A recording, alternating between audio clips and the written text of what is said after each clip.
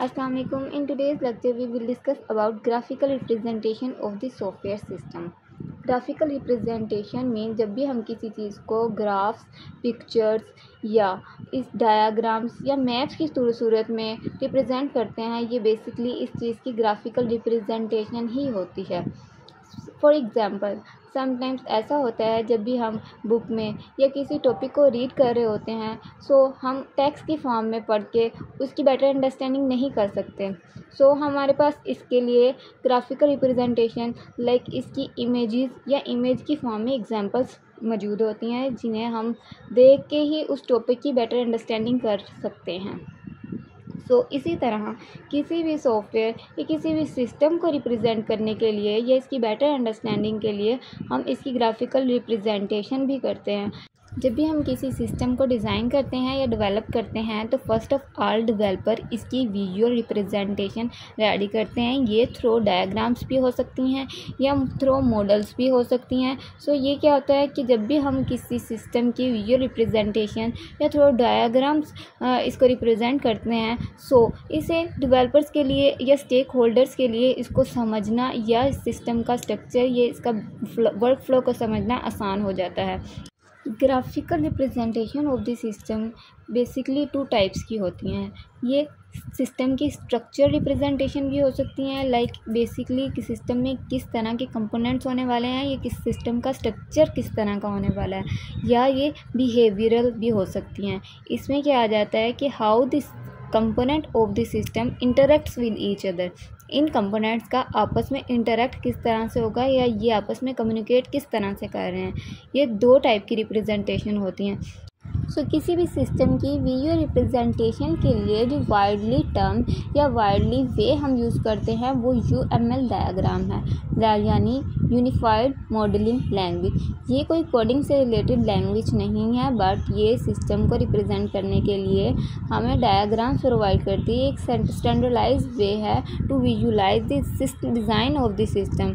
Like ये हमें different type of ways provide करती है for the better understanding of complex system. For the better understanding of the UML diagram, we will discuss the type of UML.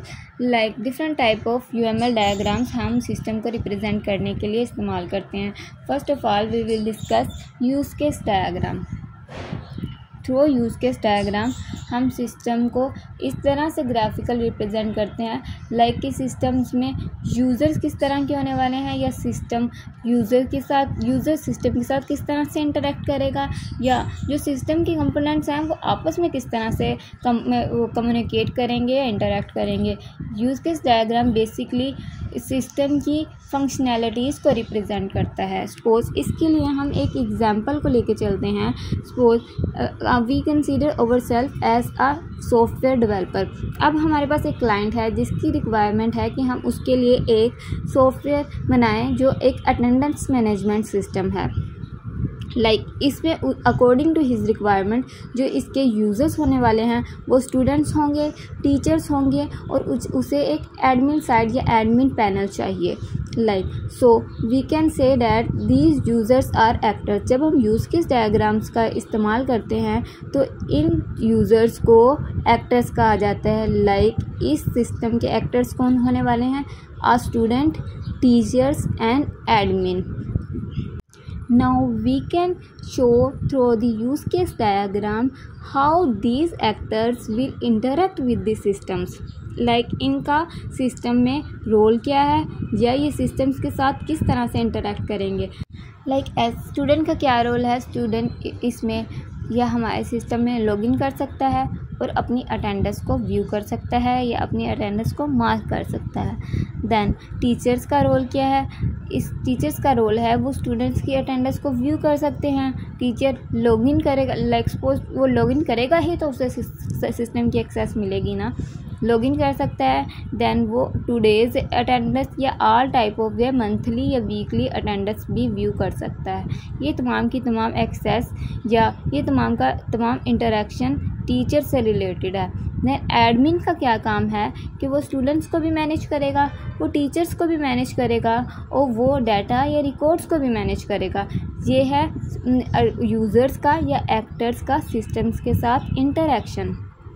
With all this use case diagram से हम systems की functionalities को represent करते हैं, like कि हम student attendance को view कर पा रहे हैं। सिस्टम की फंक्शनैलिटी ही है ना, यस अटेंडेंस का रिकॉर्ड मैनेज हो रहा है, देन स्टूडेंट्स मैनेज हो रहे हैं, या डेली बेसिस पे स्टूडेंट की अटेंडेंस मार्क हो रही है। तमाम की तमाम सिस्टम की फंक्शनैलिटीज़ ही हैं।